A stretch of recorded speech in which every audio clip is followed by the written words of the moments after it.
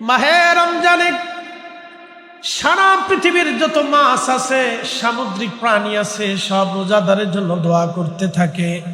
সমস্ত প্রাণীগুলি, মাছগুলি, নদীর মাছ, সাগরের মাছগুলি রোজাদারের জন্য সকাল থেকে সুবে সাদিক থেকে সূর্যাস্ত পর্যন্ত দোয়া করতে থাকে। এটা কোন উম্মতকে আল্লাহ দেন না। এই জন্য আল্লাহ রাসূল বলেছেন, as-সাওমু মান সামা রমাদানাহু ঈমানান ওয়া ইহতিসাবান গুফিরা লাহু মা তাকাদ্দামা মিন যামবিহি। ঈমান ও ইহতিসাবের সাথে কেউ যদি মাহে রমজানের রোজা রাখে, আমি আল্লাহ রাব্বুল আলামিন ওয়াদা করলাম তার জীবনের সমস্ত গুনাহগুলি আমি আল্লাহ মাফ করে দিয়ে একেবারে নিষ্পাপ বানিয়ে দিব। আল্লাহর নবী বলেন, আমার উম্মত তোমরা শোনো, রমজান তার শরীরে কেমন গুনাহের কোনো ময়লা নাই, আমার উম্মতকে আমার আল্লাহ এমন ভাবে মাফ করে দিবে যে রমজান শেষ হওয়ার আগে আমার আল্লাহ এমন ভাবে মাফ করবে তার শরীরের মধ্যে কোনো গুনার ময়লা থাকবে না। জোরে বলেন সুবহানাল্লাহ। এই মর্যাদা পূর্বতন কোন নবীর উম্মতকে আল্লাহ দেয় নাই, শুধু আমার উম্মতকে আল্লাহ এটা দিয়েছেন। কিন্তু ঈমান ওয়া ইহতিসাব, ঈমান ও ইহতিসাবের সাথে রোজা রাখতে হবে। এটার ব্যাখ্যা কি আপনাদেরকে আরো পরিষ্কার বুঝাই। কেউ যদি মনে করেন সারাদিন সুন্দর পোশাক পরিহিত অবস্থায় মসজিদে বসে কোরআন পড়লো, সারা রাত জেগে জেগে তারাবি পড়ে, মসজিদে কোরআন পড়ে, ইবাদত করে, তাহাজ্জুদ নামাজ পড়ে যে সেহরি করলো, কিন্তু সেহরি করার সময় সে শুয়োরের গোশত দিয়ে সেহরি করলো, সারাদিন রোজা রাখলো এবং সে ইফতার করার সময় শুয়োরের গোশত দিয়ে বিরিয়ানি রান্না করে ইফতার করলো। যেমন সারা রাতও শেষ, সারা দিনও শেষ। ঠিক তদরূপ কেউ যদি হারাম খাদ্য দিয়ে এরকম সেহরি ইফতার করে, বলে তার বাকি জিন্দেগির রোজাও শেষ।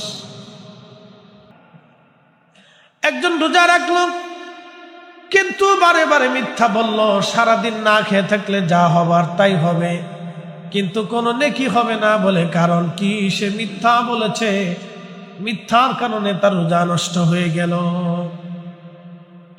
আল্লাহর নবী আরো বললেন, আমার উম্মত মৃত ভাইয়ের গোশত খাওয়া কি তোমরা পছন্দ করো? তোমাদেরকে যদি বলা হয় তোমরা মরা ভাইয়ের গোশত খাও, সাহাবীরা বললেন, অসম্ভব ইয়া রাসূলুল্লাহ, মৃত ভাইয়ের গোশত কি করে ভক্ষণ করব? নবীজি বললেন, সাহাবীরা শোনো, তাহলে তোমরা তোমার ভাইয়ের যদি গীবত করো, শিকায়ত করো, পিছনে যদি তার দুর্নাম করো, তাহলে মনে রাখবা মৃত ভাইয়ের গোশত খাওয়ার মতোই হবে।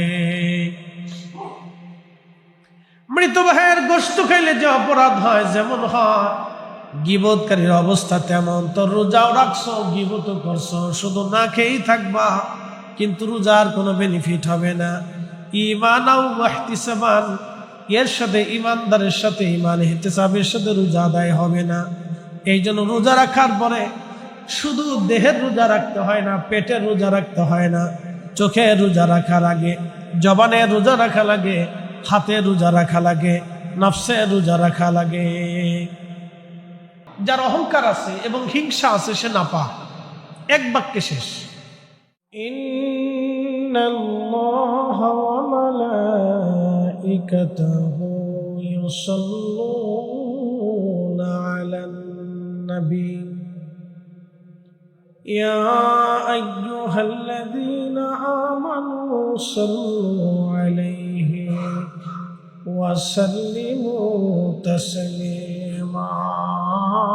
আল্লাহুম্মা সাল্লি আলা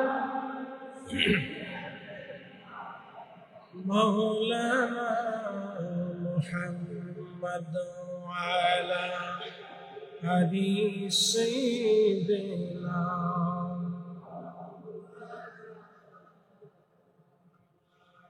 নবীর ইশকে যারো দিল ভাই, এ ভুবনে কাঁদে না। রোজ হাসরে ভাইজান তারা নবীজির দেখা পাবে না। আল্লাহুম্মা সাল্লি আলা মাওলানা মুহাম্মদ ওয়া আলা সাইয়্যিদিনা মাওলানা বালাগাল উলা বিকামালিহি কাশাফাত দুজা বিজামালিহি হাসানাত জামিউ খুসালিহি সাল্লু আলাইহি ওয়া আলিহি। কালিমাতুশ শুকর সে আল্লাহর দরবারে পবিত্র জুমাতে আল্লাহ আমাদেরকে মঞ্জুর করেছেন মাহে রমজানের প্রথম জুমা। আল্লাহর দরবারে শুকরিয়া আদায় করে বলি আলহামদুলিল্লাহ। যে রব মাহে রমজানের আগের দিনেও বহু মানুষকে তার ডাকে সাড়া দিয়েছে, নিয়ে চলে গেছেন। আল্লাহ আমাদেরকে মাহে রমজানের প্রথম জুমাতে আল্লাহ মঞ্জুর করেছেন। সর্বশ্রেষ্ঠ নবীর উম্মত হিসেবে আল্লাহ আমাদেরকে শ্রেষ্ঠত্ব দান করেছেন। মাহে রমজানে এই উম্মতকে আল্লাহ 5টা জিনিস দান করেছেন যা অন্য কোনো উম্মতকে আল্লাহ দেন নাই। তার ভিতরে একটা হচ্ছে আমাদের মুখের দুর্গন্ধটা আল্লাহর কাছে মিশক আম্বরের চাইতে অধিক সুবহানাল্লাহ। এর অর্থ হচ্ছে আসলে গন্ধটা তো আল্লাহর প্রয়োজন নেই, এটা দিয়ে গুরুত্ব বোঝানো হয়েছে, মর্যাদা বোঝানো হয়েছে যে আল্লাহ তো আর গন্ধ নেন না। মানুষ ক্ষুধার্ত থাকার কারণে পাকস্থলী থেকে একটা গন্ধ বের হয়ে আসে, এটা মূলত মুখের গন্ধ না, এটা হচ্ছে ক্ষুধার্ত থাকার কারণে দীর্ঘ সময় পেটে অভুক্ত থাকার কারণে নিঃশ্বাসের সাথে একটা গন্ধ বের হয়ে আসে। এই গন্ধটা আল্লাহর কাছে পুত পবিত্র এবং খুব পছন্দের। এর অর্থ এটা না যে আল্লাহ গন্ধ সুখেন বা আল্লাহ গন্ধ পছন্দ করে। বিষয়টা হচ্ছে রোজাদার যখন সারাদিন পরিশ্রম করে রোজা রাখে, একদিকে ক্ষুধা থাকে, অন্যদিকে তৃষ্ণা থাকে, কিন্তু তার সামনে খাবার থাকে, পানীয় থাকে, সেটা গ্রহণ করে না। আস-সাওমু লি ওয়া আনা আজজি বিহি। আল্লাহ রাসূল বললেন রোজাটা, আল্লাহ বলেছেন রোজাটা আমার জন্য এবং আমি এর প্রতিদান নিজে দিয়ে থাকি। সুবহানাল্লাহ। প্রিয় উপস্থিতি, মাহে রমজানে সারা পৃথিবীর যত মাছ আছে, সামুদ্রিক প্রাণী আছে, সব রোজাদারের জন্য দোয়া করতে থাকে। সমস্ত প্রাণীরা রোজাদারের জন্য দোয়া করতে থাকে। বাকি কোনো উম্মতকে আমার আল্লাহ বৈশিষ্ট্য দেন নাই। সমস্ত প্রাণীগুলি, মাছগুলি, নদীর মাছ, সাগরের মাছগুলি রোজাদারের জন্য সকাল থেকে সুবে সাদিক থেকে সূর্যাস্ত পর্যন্ত দোয়া করতে থাকে। এটা কোন উম্মতকে আল্লাহ দেন না। এই জন্য আল্লাহ রাসূল বলেছেন as-সাওমু মান সামা রমাদানাহু ঈমানান ওয়া ইহতিসাবান গুফিরা লাহু মা তাকাদ্দামা মিন যামবিহি। ঈমান ও ইহতিসাবের সাথে কেউ যদি মাহে রমজানের রোজা রাখে, আমি আল্লাহ রাব্বুল আলামিন ওয়াদা করলাম তার জীবনের সমস্ত গুনাহগুলি আমি আল্লাহ মাফ করে দিয়ে একেবারে নিষ্পাপ বানিয়ে দিব। আল্লাহর নবী বলেন, আমার উম্মত তোমরা শোনো, রমজান শেষ হওয়ার আগে আমার আল্লাহ আমার উম্মতকে একেবারে নিষ্পাপ বানিয়ে দিবে। যেমন একটা সদ্য শিশু দুনিয়াতে জন্মগ্রহণ করেছে, তার শরীরে কেমন গুনাহের কোনো ময়লা নাই, আমার উম্মতকে আমার আল্লাহ এমন ভাবে মাফ করে দিবে যে রমজান শেষ হওয়ার আগে আমার আল্লাহ এমন ভাবে মাফ করবে তার শরীরের মধ্যে কোনো গুনার ময়লা থাকবে না। জোরে বলেন সুবহানাল্লাহ। এই মর্যাদা পূর্বতন কোন নবীর উম্মতকে আল্লাহ দেয় নাই, শুধু আমার উম্মতকে আল্লাহ এটা দিয়েছেন। কিন্তু ঈমান ওয়া ইহতিসাব, ঈমান ও ইহতিসাবের সাথে রোজা রাখতে হবে। এটার ব্যাখ্যা কি আপনাদেরকে আরো পরিষ্কার বুঝাই। কেউ যদি মনে করেন সারাদিন সুন্দর পোশাক পরিহিত অবস্থায় মসজিদে বসে কোরআন পড়লো, সারা রাত জেগে জেগে তারাবি পড়ে মসজিদে কোরআন পড়ে ইবাদত করে তাহাজ্জুদ নামাজ পড়ে যে সেহরি করলো, কিন্তু সেহরি করার সময় সে শুয়োরের গোশত দিয়ে সেহরি করলো। সারাদিন রোজা রাখলো এবং সে ইফতার করার সময় শুয়োরের গোশত দিয়ে বিরিয়ানি রান্না করে ইফতার করলো। যেমন সারা রাতও শেষ, সারা দিনও শেষ। ঠিক তদরূপ কেউ যদি হারাম খাদ্য দিয়ে এরকম সেহরি ইফতার করে বলে তার বাকি জিন্দেগির রোজাও শেষ। এটা হচ্ছে ঈমান বা ইহতিসাব। ঈমান ইহতিসাবের সাথে পরিপূর্ণ ইয়াকিনের সাথে সে রোজা রাখবে। সহিহ বুখারী এক হাদিস আল্লাহর নবী বললেন যে একজন রোজা রাখলো কিন্তু মিথ্যা বলল না।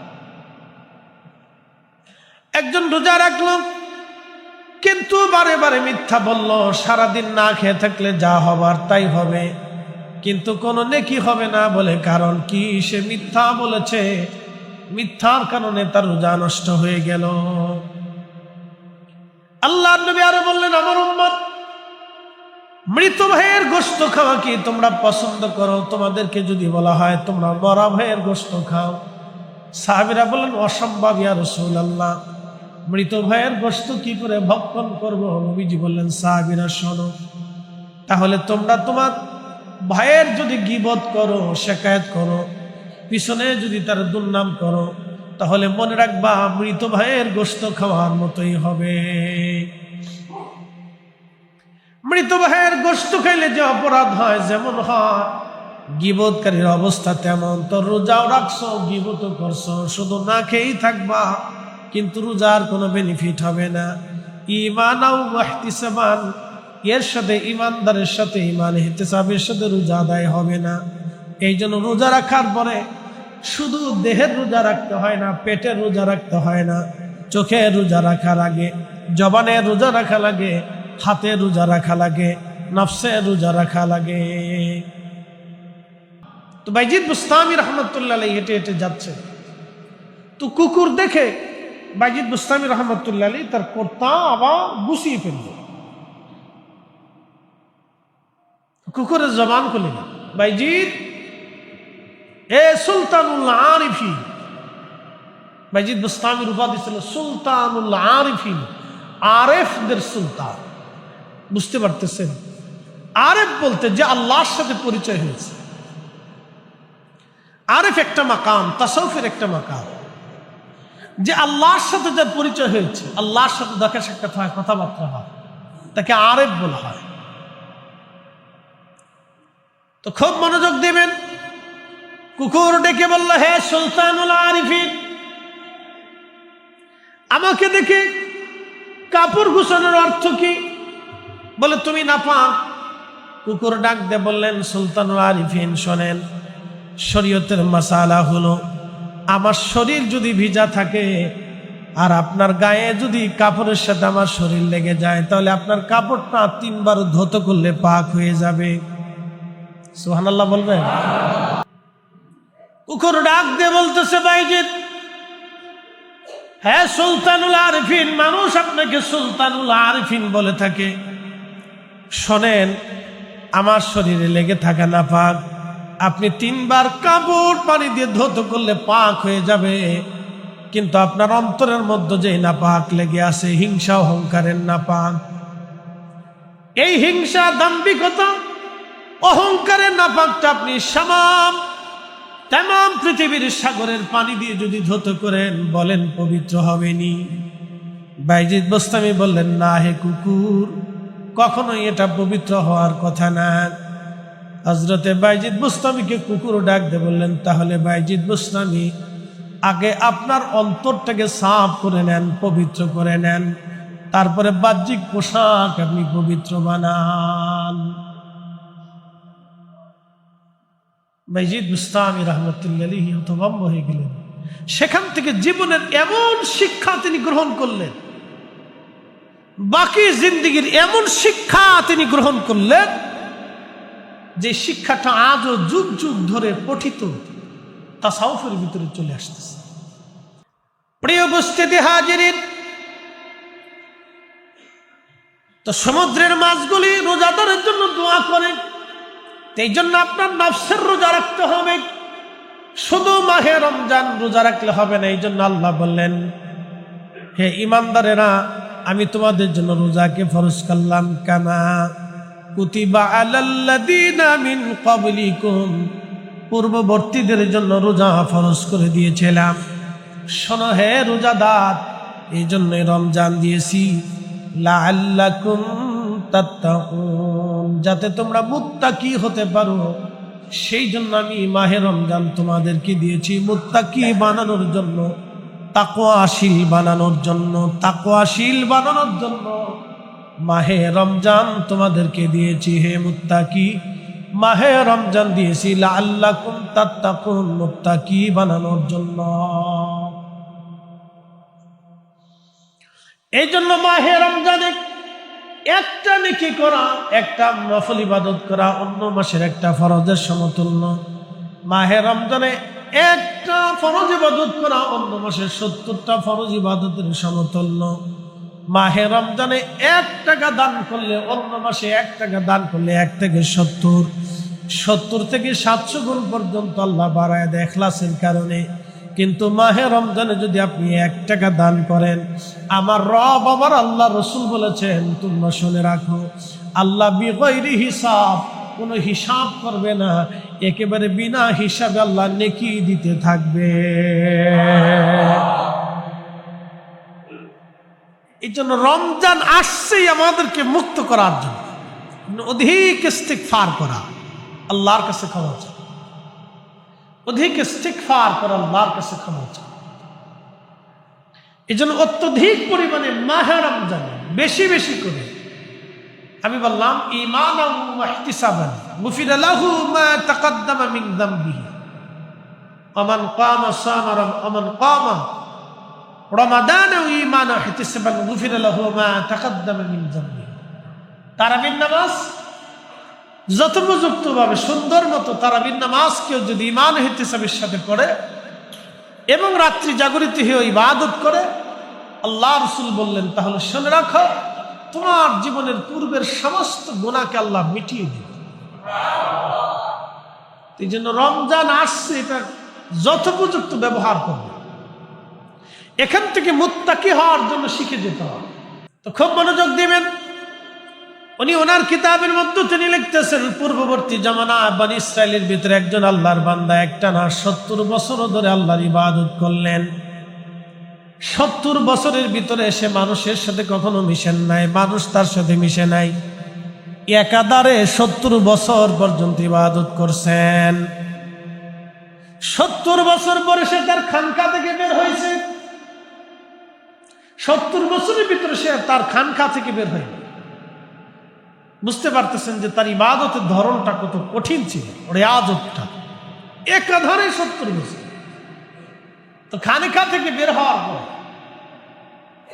শয়তান চিন্তা করলো, 70 বছর ধরে আমি তাকে চেষ্টা করছি ধোঁকা দেওয়ার জন্য, তো পারি নাই, আজকে যেহেতু বের হয়েছেই, তো আজকে ধোঁকা দিতেই হবে যে কোনো মূল্য। তো ঠিক শয়তান সুন্দরী রূপসী এক বনী ইসরাইলের নারীকে, যেমন ইসরায়েলের দেখবেন অনেক সুন্দর,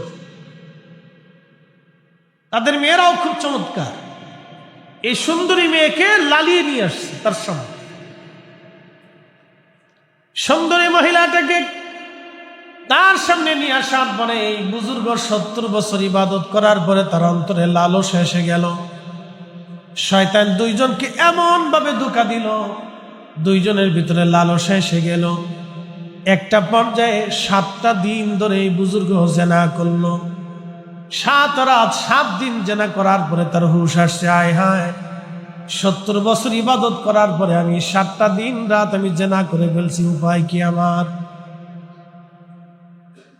7 দিন পরে তওবা করতে করতে, মাপ চাইতে চাইতে সে দিশেহারা হয়ে গেল। হায়, আমি কি ভুল করলাম আমার জীবনে, কি অপরাধ হয়ে গেল?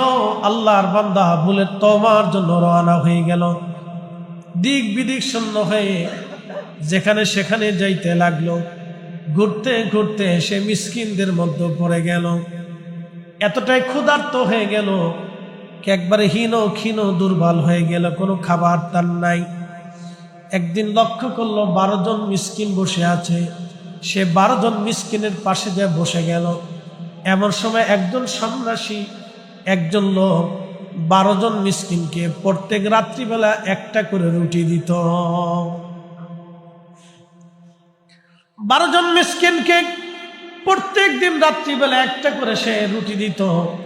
এই সন্ন্যাসী এসে 12 জন মিসকিনকে 12টা রুটি দিল বটে, কিন্তু নতুন করে সে যে এই বুজুর্গ এসে তাদের সাথে জয়েন হয়েছে সে জানতো না। সেও একটা রুটি নিয়ে গেল, কিন্তু বাকি একজন মিসকিন এই রুটি পেল না। তখন এই মিসকিন বলল, আল্লাহর বান্দা, প্রত্যেক রাত্রি আমাকে রুটি দাও, কিন্তু আজকে রুটি পাইলাম না। বলে, আমি তো 12টা রুটি গুনে গুনে তোমাদের জন্য এনেছি, তাহলে একটা রুটি কে নিল? নিশ্চয় তোমাদের মধ্যে কেউ চুরি করেছে, তোমাদের ভিতরে কেউ অতিরিক্ত একজন রুটি বেশি নিয়ে গেছে। তখন সবাই বলল, না, আমরা একটা করে রুটি পাইছি। তখন সন্ন্যাসী বলল, তোমরা মিথ্যা বলেছ, তোমাদেরকে আর কোনো দিন আমি রুটি দেব না। তখন এই 70 বছর ধরে ইবাদত করা ব্যক্তি 7টা দিন জেনা করে আল্লাহর অনুতপ্ত হয়ে তওবার জন্য বের হয়ে গেল। সেই লোকটা একটা রুটি পাওয়ার পরে চিন্তা করলো, হায় রে, এতটা বছর আল্লাহর ইবাদত করলাম, অপরাধও করলাম, তওবার জন্য বের হলাম, আল্লাহর কাছে ক্ষমা চাইতেছিলাম, বহু ক্ষুধার্ত থাকার পরে একটা রুটি ভাগ্যে আসলো, তাও আর একজন মিসকিনের ভাগেরটা আমি নিয়ে ফেললাম না, তা হয় না। এই মিসকিনকে সে একটা রুটি দিয়ে বলল, যাও ভাই, তোমাকে দিয়ে দিলাম। আল্লাহর বান্দা নিজে ক্ষুধার্ত থেকে মিসকিনকে একটা রুটি দিয়ে দিল। ক্ষুধার্ত অবস্থায় সে মৃত্যুবরণ করলো। মৃত্যুবরণ করার পরে এরপরে তার নেকি এবং গুনাহগুলি ওজন করা হলো। 70 বছরের নেকিগুলি ওজন করা হলো, 7 দিনের গুনাহগুলি ওজন করা হলো। 7 দিনের গুনার ওজনটা তার বেশি হয়ে গেল। 7 দিনের গুনাহ যখন তার ওজন বেশি হয়ে গেল, তখন আল্লাহর বান্দাকে আমার রব, আমার আল্লাহ বললেন, তাহলে 7 দিনের গুনাহ যেহেতু তার বেশি, তাহলে একটা রুটির নেক তার ওজন দিয়ে দেখো কত। একটা নেকি যখন ওজন দেওয়া হলো, দেখা গেল 7 দিনের গুনার চাইতো একটা রুটির ওজন আল্লাহর দরবারে বেশি। আল্লাহ বললেন, যাও, একটা রুটি আমার মিসকিনকে খাওয়ানোর জন্য আমি আল্লাহ তোমার জীবনের গুনাহ মাফ করে দিলাম। আল্লাহর নবী বললেন, দুনিয়াতে কোনো সাইল, কোনো ভিক্ষুক এবং কোন ক্ষুধার্ত ব্যক্তি তার কাছে সে খাবার চাইলো, কিন্তু খাবার দিল না, ধমক দিয়ে তাড়িয়ে দিল।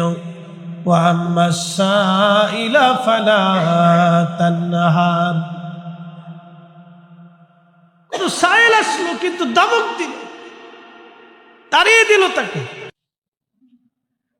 দিল তাকে, কিন্তু কিছু খাবার দিল না, ধমক দিয়ে বিদায় করে দিল।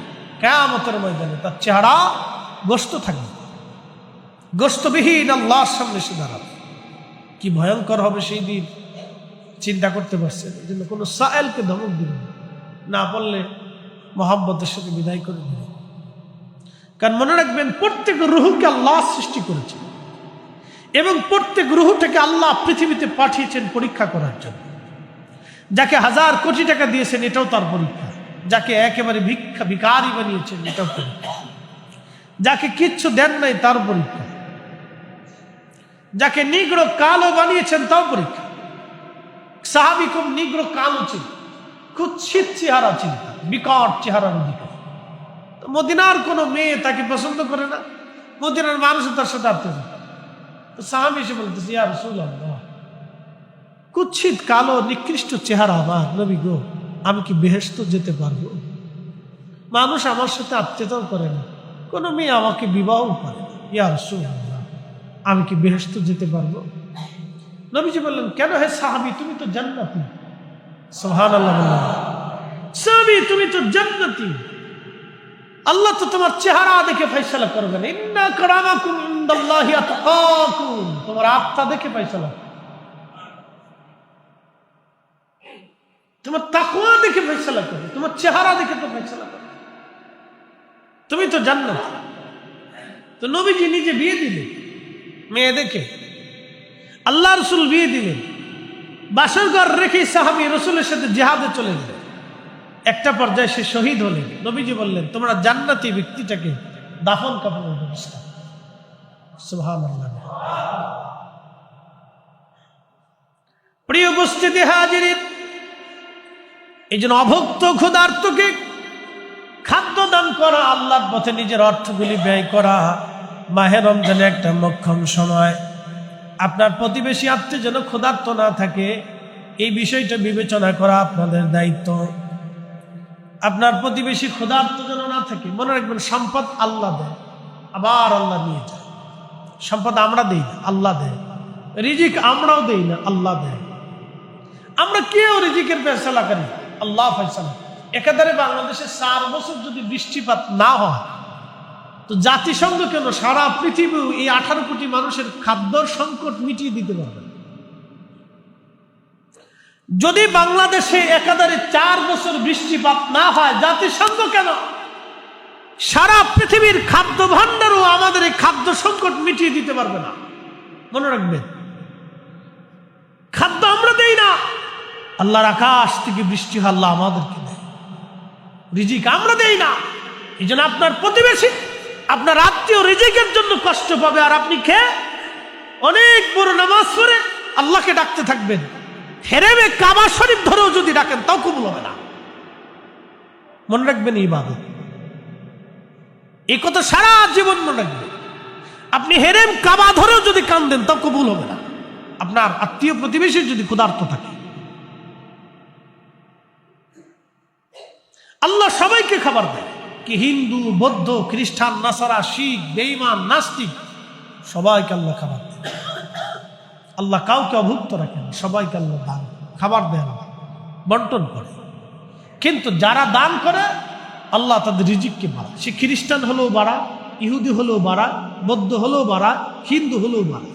যে মানুষকে দান করে, আল্লাহ তার রিজিক বাড়ায়। সে যে ধর্মেরই হোক, তার রিজিক বাড়ায়। আপনি সারা পৃথিবীতে খুঁজে দেখেন, বেশি দান কারা করে? খ্রিস্টানরা করে, ইহুদিরা করে। এই জন্য আল্লাহ ওদেরকে অপরিমিত সম্পদ দিয়েছে।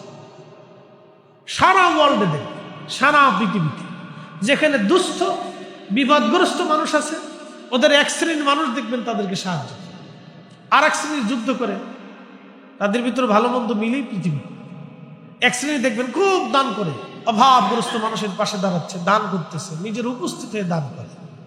একমাত্র মুসলমানরা শুধু এই ক্ষেত্রে পিছিয়ে পড়ে গেছে, যার কারণে আল্লাহ আমাদের রিজিককে কমিয়ে দিছে। দানের হাতকে যত বেশি প্রশস্ত করবেন, রিজিকের হাত আল্লাহ তত বেশি প্রশস্ত করবেন। কোথার থেকে আসবে আপনি নিজেও জানেন। একসময় এদেশে স্বাধীনতার পরবর্তী সময় 80-90 দশকের আগ পর্যন্ত এদেশের মানুষ 3 বেলা খেতে পারত না। এদেশের 90% মানুষ 3 বেলা খেতে পারত না। 90% পরিবার ছিল 3 বেলা খেতে পারত না, 1 বেলা মুড়ি চিরা খেয়ে থাকত। আপনাকে পরিসংখ্যান দিচ্ছি, 1 বেলা মুড়ি চিরা খেয়ে থাকত। এখন 18 কোটি, তখন ছিল 7 কোটি, 8 কোটি ধরেন, বাকি 10 কোটি আপ। তারপর আমাদের দেশে খাদ্য সংকট দিছে কি? একসাথে বলেন, কে দিছে? বাকি 10 কোটি মানুষের মাছ, সবজি, রিজিক ফয়সালা আমরা করিনি, আল্লাহ করছে। এই জন্য দানের হাত যত বেশি প্রশস্ত করবে, আপনার রিজিক তত বেশি প্রশস্ত হবে। আপনি ভাববেন যে না, দান না করলে আমার এত টাকা বেঁচে যাচ্ছে, নেভার, কখনোই না। ওই সামান্য টাকার জন্য আপনার অনেক বড় ক্ষতি হবে, অনেক বড় ক্ষতি হবে। এই জন্য আমি আপনাদেরকে এগুলির প্রতি বেশি উৎসাহিত করি, কারণ এগুলির ভিতরে 2টা নিয়ামত আছে, একটা দুনিয়ার নিয়ামত আর একটা আখিরাতের নিয়ামত।